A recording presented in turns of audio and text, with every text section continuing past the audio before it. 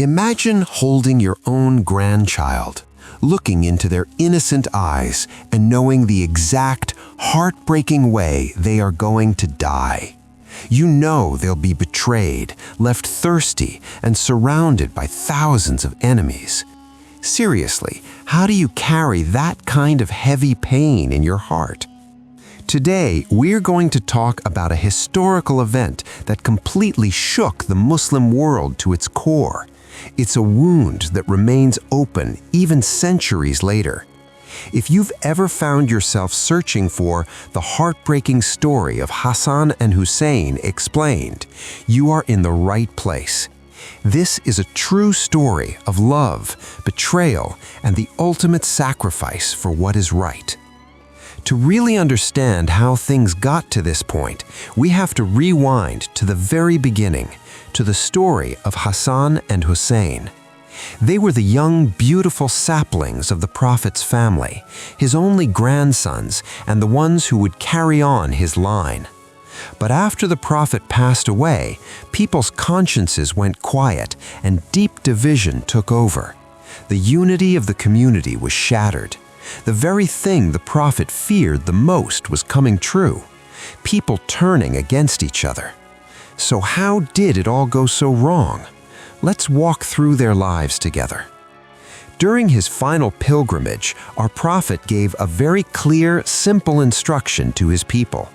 He said he was leaving behind two trusts, the Book of Allah and his family. He also said that a person will end up with the ones they love. Think about it. When we really look up to someone, we start to copy them, right? We act like them. We dress like them. We want to be them. If we truly love the right people, we naturally follow their path. When Hassan and Ali and the Prophet's daughter Fatima got married, they were blessed with 5 kids. Among them were Hassan and Hussain. When Hassan was born in the month of Ramadan, Ali proudly wanted to name him Harb, which literally translates to war. But when the Prophet came over to visit his new grandson, he asked about the name. When Ali told him Harb, the Prophet was basically like, "Nope, we're not doing that." He told them to name him Hassan instead, because the angel Jibril had come to him and said that should be his name. A little while later, Hussein was born, but right before his birth, a woman in the community came to the Prophet's door, completely terrified. She said she had a nightmare where a piece of the Prophet's flesh was cut off and brought right into her house. She was scared it meant the Prophet was going to pass away, but the Prophet just smiled and told her to relax. It was actually a beautiful dream. He explained that his daughter Fatima was going to have a boy and that this woman would help nurse him. And exactly as he predicted, Hussein was born and brought to her house to be nursed. Now, when Hussein was born, Ali again pitched the name Harb, hoping his son would grow up to be a great fierce protector of the people. But when the Prophet held his new grandson, he gently corrected Ali once more, saying the boy should be named Hussein. And so these beautiful kids began their lives. Let's be real. As a toddler, Hussein could be a handful. One day, his mother Fatima had to run some errands, so he was staying with the woman nursing him. He was acting up, and out of pure frustration, she gave him a light smack. When the Prophet found out, he went straight over to her house. Seeing little Hussein crying absolutely broke his protective grandfather heart. He told her never to hurt his son again, saying Hussein didn't come to her to be treated that way. She immediately felt terrible and promised to be more careful. As the boys grew to be around 4 or 5 years old, they loved to play and wrestle. One day they were having a wrestling match at home, and the Prophet himself jumped in to be the referee and cheerleader. He started cheering loudly for Hassan, giving him all the tips on how to win. Fatima smiled and asked her father why he was only cheering for the older brother and not helping little Hussein. The Prophet smiled back and replied that he didn't need to, because the angel Jibril was already there, cheering for Hussein. Jibril loved the boy so much that he would even bring them gifts, Talk about VIP treatment, right? Those were beautiful days, filled with so much light. But plot twist, that light came with a really heavy shadow. One day, the Prophet was having a private moment in a room with his wife Salama. He asked her to close the door and let absolutely no one in. But little Hussein, knowing his grandfather was in there, managed to sneak inside and climb right onto the Prophet's lap. The angel Jibril was in the room too. Jibril looked at the Prophet and asked if he loved the boy. The Prophet said, "How could I not? They are my sweet flowers." Then Jibril delivered a heartbreaking message. He told him that the Prophet's own people would one day kill Hussein. The Prophet was absolutely devastated. He pulled Hussein tightly to his chest and cried. Jibril then showed the Prophet exactly where it would happen, a place called Karbala, near the Euphrates River. Jibril handed the Prophet a handful of soil from that exact spot. The Prophet put the soil in a small bowl and handed it to Salama, telling her that he wouldn't live to see that dark day, but he told her to keep an eye on the bowl. When the soil turned to blood and mud, she would know that Hussein had been killed. From that day on, the Prophet loved his grandsons even more fiercely, carrying the weight of the terrible pain that awaited them. Fast forward a bit, the Prophet left this world, and eventually so did Ali. Ali was tragically struck down by a traitor at the door of the mosque. After his father's passing, Hassan stepped up and took over the leadership for 6 months. He was an incredible guy. He didn't seek some bloody revenge against his father's killer. Instead, he just focused on leading the prayers and keeping the peace. But Hassan's life was cut short by the ultimate betrayal, an inside job. His wife was bribed with money to poison him. She slipped the poison into his water while he was sleeping. Hassan had a habit of drinking water right when he woke, and when he did, the poison worked quickly. Hassan called for his brother Hussein. When Hussein arrived and saw his brother in such a terrible state, he begged to know who did it so he could take revenge.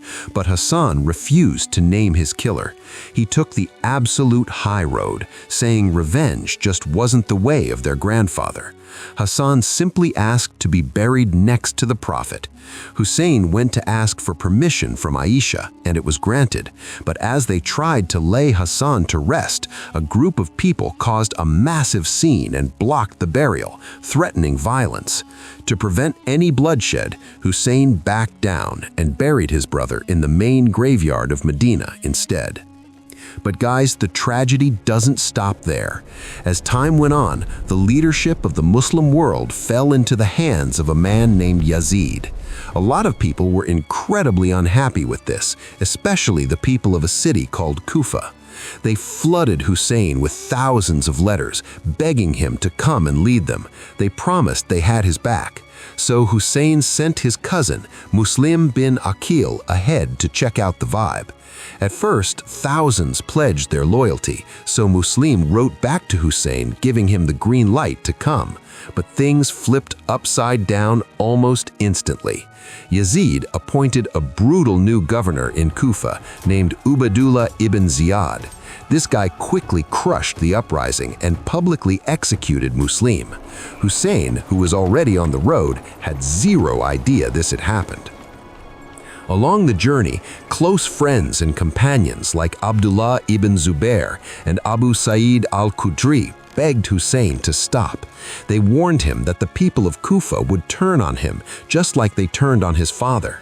A famous poet named Farazdak met him on the road and delivered a line that gives you absolute chills. He told Hussein, "The hearts of the people are with you, but their swords are with Yazid." Still, Hussein felt a deep duty to the people who had called for him, so he kept riding. Further down the road, he crossed paths with two travelers who finally broke the terrible news. They told him his cousin Muslim was dead and the city had completely turned against him. They pleaded with him to go back. Hussein was heartbroken. He gathered his family and friends, told them the harsh truth, and gave them full permission to leave right then in the dark of the night to save themselves. He said he would face whatever was coming alone. But guess what? Not a single person left his side. His family and friends swore they would stay with him to the very end. Even his sick son, Zain al-Abidin, who was resting on a stretcher, insisted on staying. That is some absolute, unmatched ride-or-die loyalty. Eventually, they reached the plains of Karbala. Out of nowhere, an army of 4,000 heavily armed soldiers, led by Umar, the son of Sa'd ibn Abi Waqqas, arrived and blocked their path. Hussein tried to handle things diplomatically. He offered 3 very reasonable choices. Let him go to the borders to fight for the community, let him return quietly to Medina, or let him go speak to Yazid face to face. But the opposing commanders, especially a toxic guy named Shimmer, refused every single option. They wanted Hussein to completely surrender and be humiliated. Hussein absolutely refused to bow down to tyranny. His sister Zainab stepped up with total queen energy. She boldly scolded the opposing commander, reminding him exactly who they were and asking how he could ever face the prophet on the day of judgment after shedding his family's blood. But her words fell on deaf ears. The army just tightened the siege. The night before the battle, Thursday the 9th of Muharram, Hussein gave one last speech. He spoke about how the world means absolutely nothing when the truth is lost. Once again, he begged his companions to run away and save their lives under the cover of night. And once again, they firmly refused to leave him. The next morning, Friday the 10th of Muharram, the darkest day arrived. If you've ever wondered what really happened at Karbala, the tragic story revealed, this is the heartbreaking reality. An army of 4,000 men marched against a tiny group of around 80 people, most of them women and children. The enemy blocked Hussein's camp from the river, leaving the kids crying out from extreme, agonizing thirst. They were denied even a single drop of water. One by one, Hussein's brave companions and family members fell. Finally, Hussein himself fell on the dusty, burning soil of Karbala, martyred while thirsty. They left this world in the most painful way imaginable, but their legacy, it never died. Their sacrifice became a massive beacon of courage and truth that has survived for centuries. They gave up literally everything so that the true message of faith, justice, and standing up to bullies would live on forever. Stories like this remind us what true, ride-or-die loyalty really looks like. And hey, unlike the people of Kufa, I know you guys would never leave a friend on read. So, show some of that legendary loyalty by tapping the like button and hitting subscribe. Don't worry, I promise I won't make you walk through a scorching desert for it. Just a quick click will do. Share this with a friend who loves a deep dive into history. And welcome to True Seerah. Catch you in the next one.